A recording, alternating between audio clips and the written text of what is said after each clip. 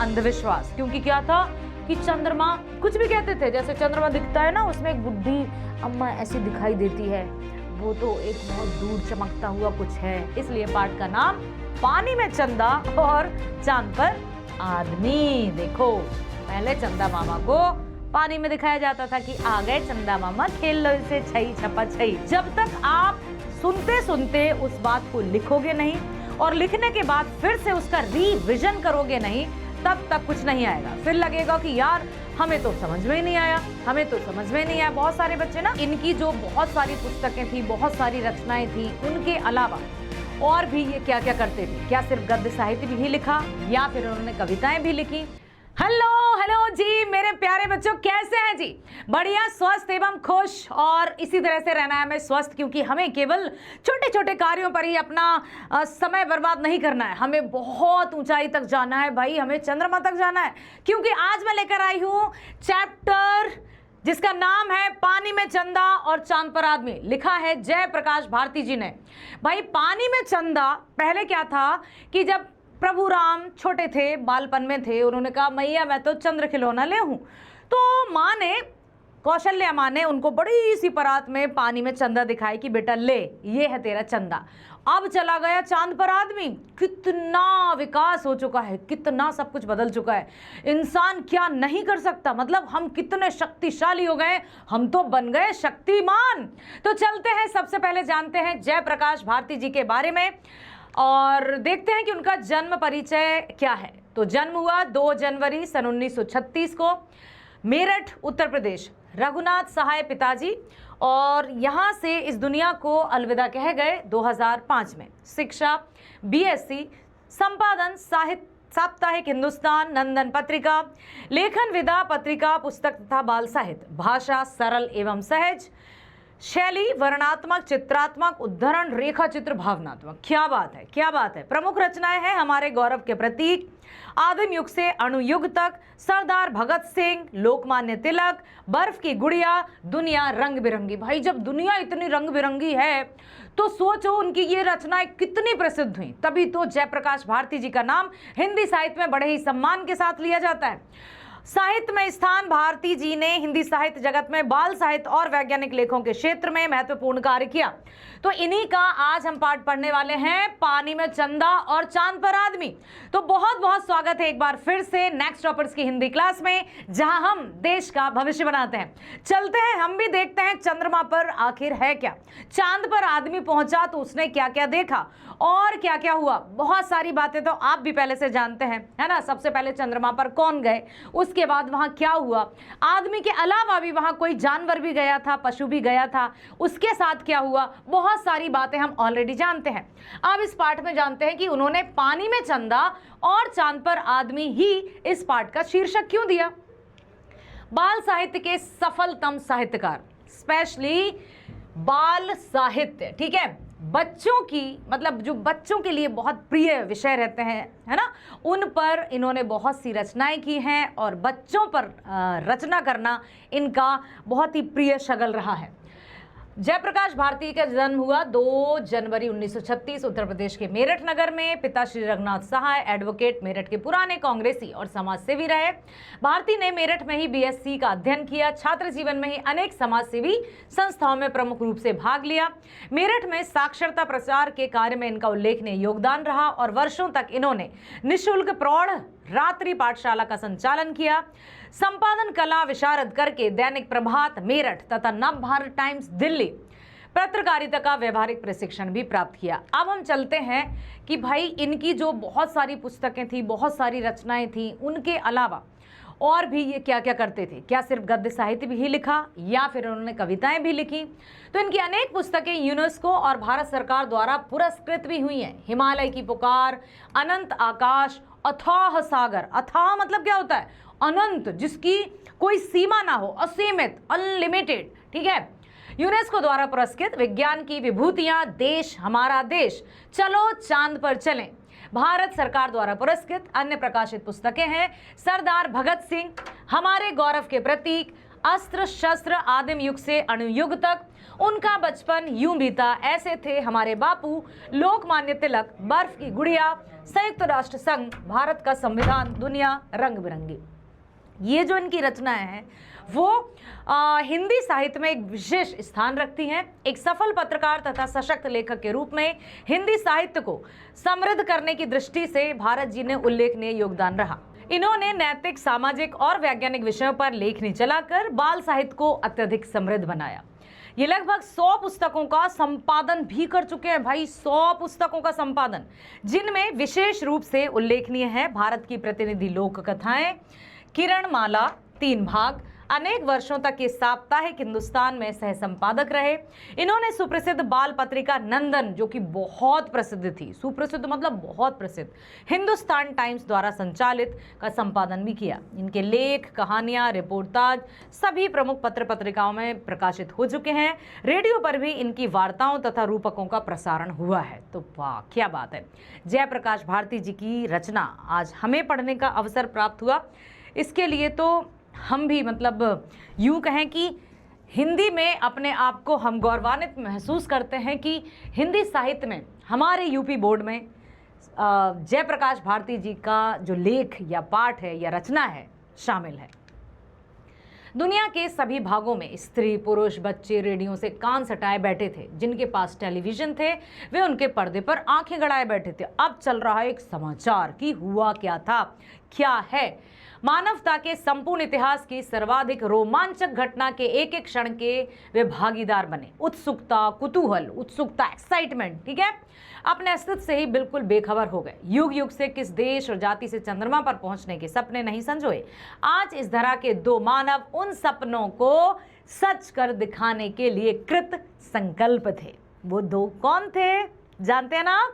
सोमवार 21 जुलाई 1969, सोमवार 21 जुलाई सन 1969 को बहुत सवेरे ईगल नामक चंद्रयान में नील आर्मस्ट्रांग और एडविन एल्ड्रिन को लेकर चंद्र तल पर उतर गया। चंद्रयान धूल उड़ाता हुआ चंद्रमा के जलविहीन शांति सागर में उतरा।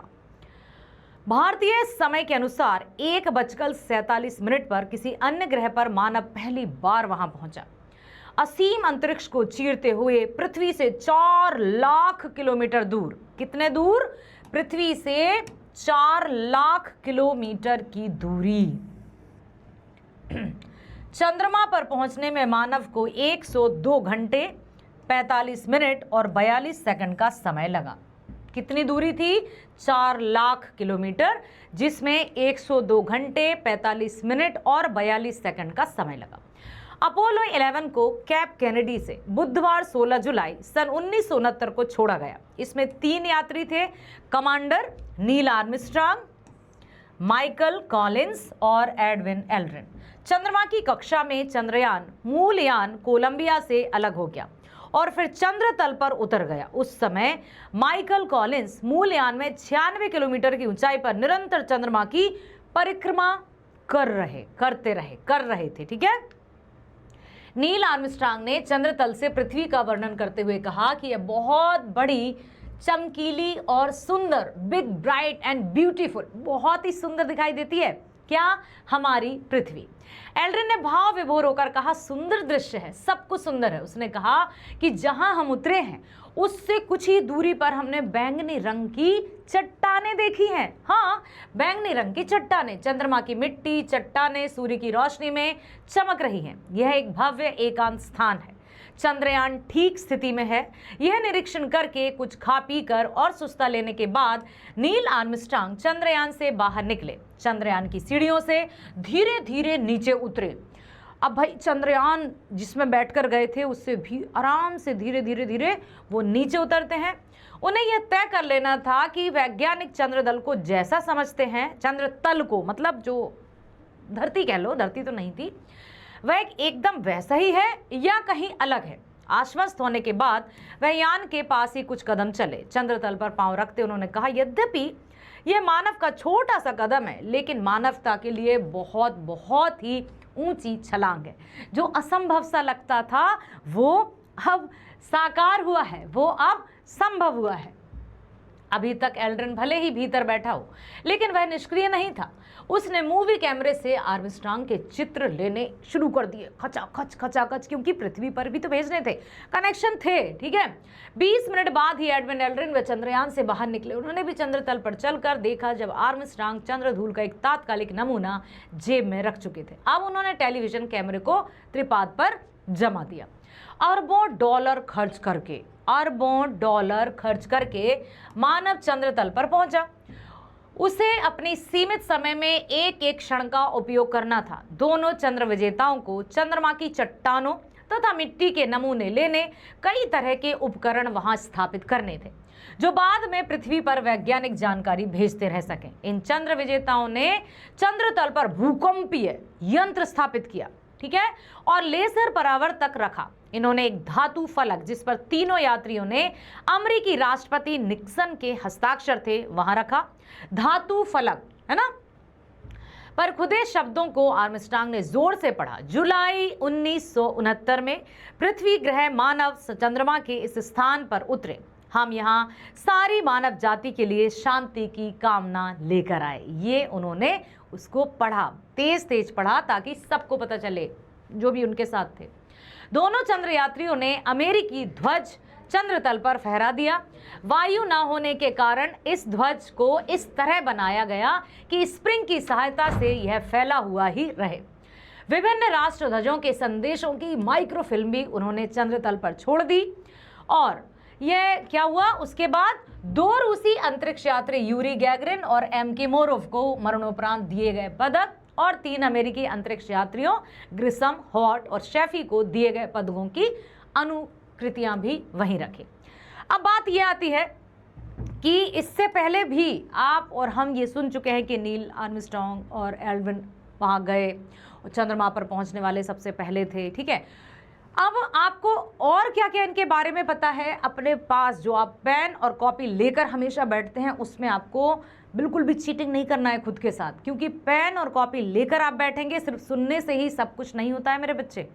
जब तक आप सुनते सुनते उस बात को लिखोगे नहीं और लिखने के बाद फिर से उसका रिविजन करोगे नहीं, तब तक कुछ नहीं आएगा। फिर लगेगा कि यार हमें तो समझ में ही नहीं आया, बहुत सारे बच्चे ना क्लास में सपोज 40-50 कक्षा की बात करें, या फिर यहाँ पर जितने भी बच्चे देख रहे हैं, बहुत से बच्चे हैं जो सिंसियरली कॉपी किताब के साथ बैठे हैं। यस, बिल्कुल मुझे पता है। और कुछ बच्चे सिर्फ सुन रहे हैं, तो सुनने से तो कितनी सारी बातें हमने सुन ली हैं अब तक की लाइफ में। क्या हमको सब कुछ याद है? नहीं है याद। तो फिर हम ये कैसे मान लें कि हम सिर्फ लाली मैम जो पढ़ा रही हैं उसको सुनते जाएं और हम परीक्षाओं में लिखाएं? असंभव है, असंभव पुत्र, असंभव। इसलिए उठो, जागो, अपनी पेन कलम उठाओ और लिखना शुरू करो, तब जाकर आपको कंठस्थ होगा। मानव को चंद्रमा पर उतारने का सर्वप्रथम प्रयास होते हुए भी असाधारण रूप से सफल रहा। यद्यपि हर क्षण हर पग पर खतरे थे। चंद्र तल पर मानव के पांव के निशान उसके द्वारा वैज्ञानिक तथा तकनीकी क्षेत्र में की गई असाधारण प्रगति के प्रतीक हैं। जिस क्षण डगमग करते मानव के पग उस धूली धूसरित अनछुई सतह पर पड़े, तो मानो हजारों लाखों साल से पालित पोषित सैकड़ों अंधविश्वास, क्योंकि क्या था कि चंद्रमा, कुछ भी कहते थे, जैसे चंद्रमा दिखता है ना, उसमें एक बुढ़ी अम्मा ऐसी दिखाई देती है, वो तो एक बहुत दूर चमकता हुआ कुछ है। वहां पहुंचने, मतलब ये कल्पना भी नहीं की थी कि वहां कभी कोई इंसान जा सकेगा, वहां कोई मानव जा सकेगा, ठीक है। चंद्रतल मानव के पांव के निशान उसके द्वारा, अब जिस डगमग हजारों लाखों साल से पालित पोषित सैकड़ों अंधविश्वासों और कपोल कल्पनाओं पर चंद्र प्रहार हुआ। कवियों की कल्पना कि सलोने चांद को वैज्ञानिकों ने बदसूरत और जीवनहीन करार दिया। भला अब चंद्रमुखी कहलाना किसे रुचिकर लगेगा, क्योंकि चंद्रमा उतना सुंदर था ही नहीं। जैसी दूर के ढोल सुहावने लगता है ना, all the glitters are not gold, और चमकने वाली वस्तु सोना नहीं होती, ठीक है। तो जो कि कवियों ने चंद्रमा बहुत सुंदर है, सीता चंद्रमुखी है, ये सब कहते कहते, लेकिन पता चला कि चंद्रमा तो बदसूरत है। अब किसी को चंद्रमुखी कहेंगे तो उसको कैसा लगेगा? हाँ, कहेगा मेरी खिल्ली उड़ा रहे हो, मेरा मजाक बना रहे हो, ऐसा लगेगा उसको। हाँ, दोनों चंद्र यात्रियों ने अमेरिकी ध्वज चंद्र तल पर फहरा दिया। वायु न होने के कारण इस ध्वज को इस तरह बनाया गया कि स्प्रिंग की सहायता से फैला हुआ लगे। विभिन्न राष्ट्र ध्वजों के संदेशों की माइक्रोफिल्म भी उन्होंने चंद्र तल पर छोड़ दी। 2 रूसी अंतरिक्ष यात्रियों यूरी गैगरिन और M.K. मोरोव को मरणोपरांत दिए गए पदक और 3 अमेरिकी अंतरिक्ष यात्रियों जैसे ग्रिसम, हॉट और शेफी को दिए गए पदकों की अनुकृतियां वहां रखी।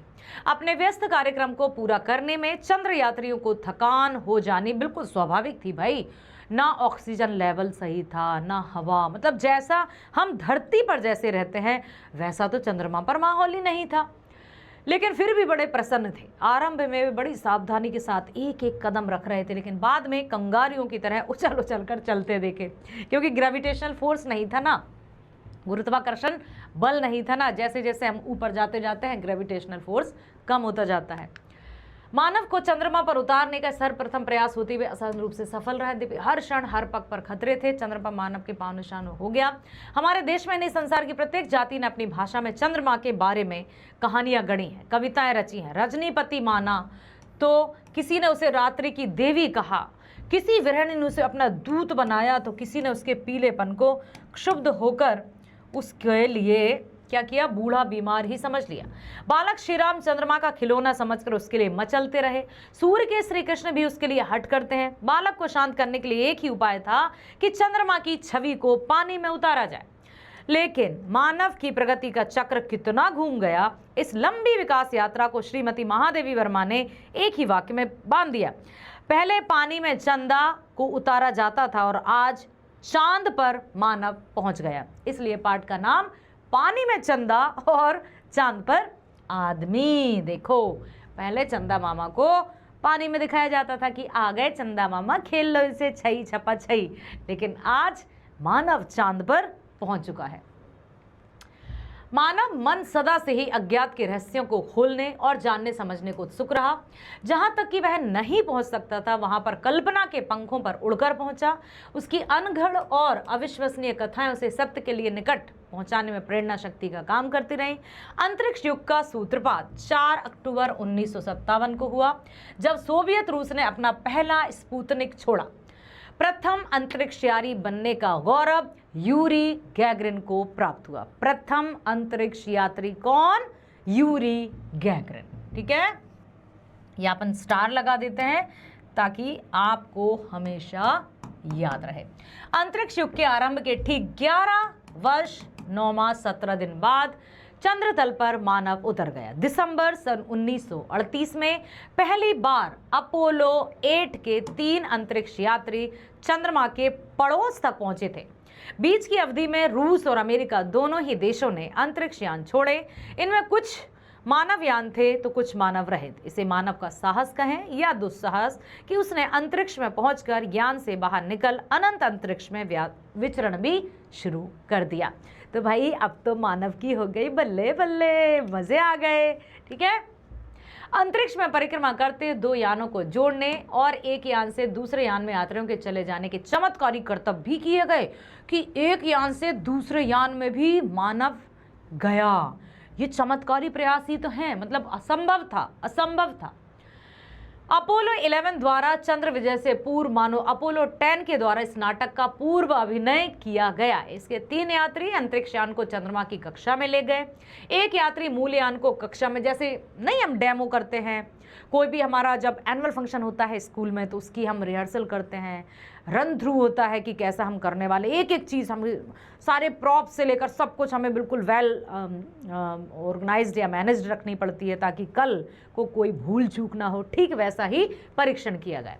इसके 3 यात्री अंतरिक्ष यान को चंद्रमा की कक्षा में ले गए। यात्री मूल यान को कक्षा में घुमाता रहा। 2 अन्य यात्री चंद्रयान में बैठकर चंद्रमा के केवल 9 मील की दूरी तक गए। इन्होंने चंद्र विद्याओं से उतरने के संभावित स्थल का अध्ययन किया कि कितना समय लग सकता है, वहां से इस यान में आने तक कितना समय लग सकता है, समय के अलावा और कौन कौन सी आवश्यकताएं हैं। चंद्रयान को मूल यान से जोड़ा और सकुशल पृथ्वी पर लौटाए। मानव को चंद्र तल तक ले जाने और लौटा लाने वाले यान के बारे में भला कौन नहीं जानना चाहेगा। मतलब सब जानना चाहेंगे, बिल्कुल सभी जानना चाहेंगे। अपोलो यान सैटर्न 5 रॉकेट से प्रक्षेपित किया गया है। यह विश्व का सबसे शक्तिशाली वाहन है। ठीक है, और अंतरिक्ष यान के 3 भाग होते हैं, इन्हें 3 मॉड्यूल कहा जाता है। ठीक है, 3 मॉड्यूल, 3 मॉड्यूल कह सकते हैं। ये देखिए, कमांड मॉड्यूल का निर्माण इस दृष्टि से किया जाता है कि वापसी के समय पृथ्वी के वायुमंडल में प्रवेश करते समय तीव्र ताप मतलब टेम्परेचर, तीव्र मतलब ज्यादा दबावों को सहन कर सके। नियंत्रण कक्ष, शयनगार, नियंत्रण कंट्रोल रूम, सोने के लिए भोजन कक्ष, प्रयोगशाला, इन सब का मिला जुला रूप यह मॉड्यूल होता है। प्रक्षेपण के समय यदि कोई दुर्घटना हो जाए तो यात्री अपने बचाव के लिए इसे शेष यान से पृथक कर सकता है, मतलब अलग टुकड़ों टुकड़ों में भी ये विभाजित हो जाता है। पुनः प्रवेश के लिए बने कमांड कैप्सूल का वजन ये देखो 5500 किलोग्राम था। इसमें लगभग 5.5 घन मीटर खाली स्थान था, जहां की तीनों यात्री अपने सामान्य कार्य संपन्न कर सकें। इस स्थान को हम औसत दर्जे की कार जितना मान सकते हैं, मतलब जो एवरेज हम देखते हैं जो कार रहती है उनकी जितनी लंबाई ऊंचाई होती है उस हिसाब से। कैप्सूल जब तैयार होता है तो उस समय इसमें 5 विद्युत बैटरियां होती हैं और 12 रॉकेट इंजन जुड़े होते हैं। 3 आदमियों के लिए 14 दिन की खाद्य सामग्री और पानी के भंडार एवं मल के निष्कासन की व्यवस्था भी रहती है, मतलब टॉयलेट्स भी रहते हैं, वॉशरूम्स भी रहते हैं, इसमें पैराशूट्स भी रहते हैं। यात्रियों को बिना चोट पहुंचाए यह कड़ी से कड़ी जमीन पर उतर सकता है, मतलब इसमें बहुत सारी सेफ्टी और सुरक्षा का ध्यान भी रखा जाता है, क्योंकि भाई रखना ही है ना सबसे बड़ी मेन। अंतरिक्ष यान का दूसरा भाग होता है सर्विस मॉड्यूल। यह औसतन आकार के ट्रक जितना होता है, एक छोटा कार जितना, एक ट्रक जितना। इसमें 10 लाख किलोमीटर की यात्रा करने के लिए पर्याप्त ईंधन और 14 दिन तक 3 यात्रियों के सांस लेने लायक प्राणवायु की व्यवस्था थी। यान को चंद्र कक्ष में स्थापित करने के लिए उसकी गति कम करनी पड़ती है और सर्विस मॉड्यूल के शक्तिशाली रॉकेट मोटर दाग कर ही ऐसा किया जाता है। चंद्रयान अपोलो 11 ईगल अंतरिक्ष यान का एक भाग होते हुए भी अपने में पूर्ण था। इसमें 2 खंड थे, ठीक है, 2 भाग थे, जिसमें अवरोह भाग और आरोह भाग। अवरोह भाग में 8200 किलो प्राणोदक था और 4500 किलो प्रघात के इंजन को चलाया जा सके। चालकों के सांस के लिए ऑक्सीजन गैस, पीने का पानी, ये सब रखा। चंद्रयान की सभी टांगें समतल पर टिकनी आवश्यक नहीं, यह आड़ा तिरछा भी हो सकता है। ठीक है, अवरोही भाग में 4 रेडियो रिसीवर, ट्रांसमीटर, बैटरियां, मूल यान से पृथ्वी से संचार व्यवस्था कायम करने के लिए 7 एरियल लगे थे। आपको पता है कि एरियल लगे होंगे तभी वो पृथ्वी से कनेक्ट हो पाएगा, जो भी संचार है, कम्युनिकेशन है, वो उन्हीं के आधार पर हो पाएगा। और उसी के आधार पर चंद्र तल से वापसी के समय चंद्रयान का नीचे का भाग प्रक्षेपण यंत्र का काम देता है और उसे चंद्र तल पर ही छोड़ दिया गया। नील आर्मस्ट्रांग और एडविन एड्रिल ने चंद्र तल पर 21 घंटे 36 मिनट बिताए। कितने बिताए बेटा? 21 घंटे 36 मिनट। चंद्र तल पर इन 2 यात्रियों के पांव के ऐसे निशान छोड़े जैसे कि किसी हल चलाए खेत में पड़ जाते हैं। देखो आप, उन्होंने लाखों डॉलर का सामान भी वहीं छोड़ दिया। दोनों चंद्र विजेताओं ने ऊपरी भाग में उड़ान भरकर चंद्र कक्ष में परिक्रमा करते हुए मूल यान से अपने यान को जोड़ा। फिर वो दोनों के दोनों यात्री अपने साथी माइकल कॉलिंस से आ मिले। अब चंद्रयान को अलग कर दिया और उसके कक्ष में ही छोड़ दिया। इंजन दाग कर यात्री वापसी के लिए पृथ्वी के मार्ग पर बढ़े। ये यात्री प्रशांत महासागर में उतरे। इन यात्रियों को सीधे चंद्र प्रयोगशाला में ले जाया गया। कई सप्ताह किसी से मिलने जुलने नहीं दिया, क्योंकि जब चंद्रमा से वापस आते हैं तो व्यक्ति सीधा अपने बलबूते पर खड़ा भी नहीं हो सकता। आपने देखा होगा, है ना, कुछ महीनों पहले हमने देखा था सुनीता विलियम की स्थिति। बहुत सारी चीज़ें हैं कि जो अंतरिक्ष से आते हैं तो वो एकदम से, क्योंकि वहाँ का एटमॉस्फेयर सब कुछ एकदम टोटली डिफरेंट रहता है, इसलिए उनके अनुभव रिकॉर्ड किए। वैज्ञानिकों को यह भी जांच करनी थी कि यात्री ऐसे कीटाणु तो अपने साथ नहीं ले आए जो मानव जाति के लिए घातक हों। उन यात्रियों के द्वारा लाई गई धूल और चंद्र चट्टानों के नमूनों को अनुसंधान में प्रयोग करने के लिए विभिन्न देशों के विशेषज्ञों को सौंप दिया गया कि जो भी वहाँ से आया है वो अब किसी के लिए खतरा तो नहीं है, किसी के लिए कुछ हानिकारक तो नहीं है, कि उनका भी टेस्ट हुआ, एक्सपर्ट्स के द्वारा उनकी जांच की गई। अपोलो 11 की सफलता के पश्चात अमेरिका ने अपोलो 12 में 3 यात्री को चंद्रतल पर खोज करने के लिए भेजा। फिर अपोलो 13 की यात्रा दुर्घटनावश बीच में ही स्थगित करनी पड़ी, क्योंकि ज़रूरी नहीं है कि जो कार्य हम करते जाते हैं वो सफल होते जाएं। अभी चंद्रमा के लिए अनेक उड़ानें होंगी। दूसरे ग्रह के लिए मानव रहित यान छोड़े जा रहे हैं। अंतरिक्ष में परिक्रमा करने वाला स्टेशन स्थापित करने की दिशा में तेजी से प्रयत्न किए जा रहे हैं। ऐसा स्टेशन बन जाने पर ब्रह्मांड के रहस्यों की परतें खोलने में काफ़ी सहायता मिलेगी, जो बिना उसका एक डिवाइस बनाया जा रही है। पृथ्वी मानव के लिए पालने के समान है, हमेशा हमेशा के लिए इसकी परिधि में बंधा हुआ नहीं रह सकता। अज्ञात की खोज में वह कहाँ तक पहुँचेगा, कौन कह सकता है। अब हम चलते हैं कुछ महत्वपूर्ण प्रश्नों की तरफ, जिनमें आपके प्रश्न पूछे जाते हैं आपकी परीक्षाओं में। गद्यांशों के नीचे दिए गए प्रश्नों के उत्तर दीजिए। मानव को चंद्र पर उतारने का सर्वप्रथम प्रयास होते हुए भी असाधारण रूप से सफल रहा। सबसे पहला प्रयास था और असाधारण भी था, लेकिन सफल रहा। यद्यपि हर पल, हर क्षण, हर पग पर खतरे थे। चंद्र तल पर मानव के पांव के निशान उनके वैज्ञानिक तकनीकी क्षेत्र में कई असाधारण प्रगति के प्रतीक है। जिस क्षण डगमग करते मानव के पग उस धूली धूसरित अनछुई सतह पर पड़े, तो मानव हजारों लाखों साल से पालित पोषित सैकड़ों अंधविश्वासों, कपोल कल्पनाओं पर पद प्रहार ही हुआ। कवियों की कल्पना के सलोने चांद को वैज्ञानिकों ने बदसूरत और जीवनहीन करार दे दिया। भला अब चंद्रमुखी कहलाना किसे रुचिकर लगेगा। तो गद्यांश का शीर्षक पानी में चंदा और चांद पर आदमी कहाँ से लिया गया है, ये आप लिख देंगे। कौन है? जयप्रकाश भारती जी। अंश की व्याख्या करना है, तो इसी तरह के व्याख्या वाले ही आपके प्रश्न पूछे जाते हैं और आपको पूरी अभी हमने पढ़ा उसी के आधार पर जो लिखा है उसकी व्याख्या कर देना है। जयप्रकाश जी का हम जीवन परिचय देंगे पूरा का पूरा, तो आप देखिए सन 1936 में जन्म हुआ, ये ज़रूर पूछा ही जाता है जीवन परिचय। तो अब बस ये थे हमारे पानी में चंदा और चांद पर आदमी। आशा करती हूँ कि आप भी आगे जाकर अपने सपनों को पूरा करने में किसी भी रुकावट या बाधा से घबराएंगे नहीं और आगे बढ़ने से कभी डरेंगे नहीं। बेटा, परीक्षाओं में ये प्रश्नोत्तर पूछे जाएंगे, लेकिन अपने जीवन में ये बात हमेशा याद रखना कि कोई भी परीक्षा आपके जीवन का पूरा मार्ग या जीवन का लक्ष्य या जीवन का सार तय नहीं करती है। वो ये तय करती है कि आप कितने कॉन्सेंट्रेट होकर, कितने फोकस्ड होकर पढ़ाई कर रहे थे। लेकिन हाँ, हर एक पार्ट ये ज़रूर सिखाता है कि हमें अपने जीवन में कैसे चलना है, जीवन में क्या याद रखना है, कौन सी चीज़ों को हमें ध्यान में रखकर आगे बढ़ना है, ताकि मुसीबतें कितनी भी आए हम जंग जीतेंगे ही। तो बने रहो मेरे साथ नेक्स्ट टॉपर्स यूपी बोर्ड पर। बाय बाय, धन्यवाद, थैंक यू सो मच।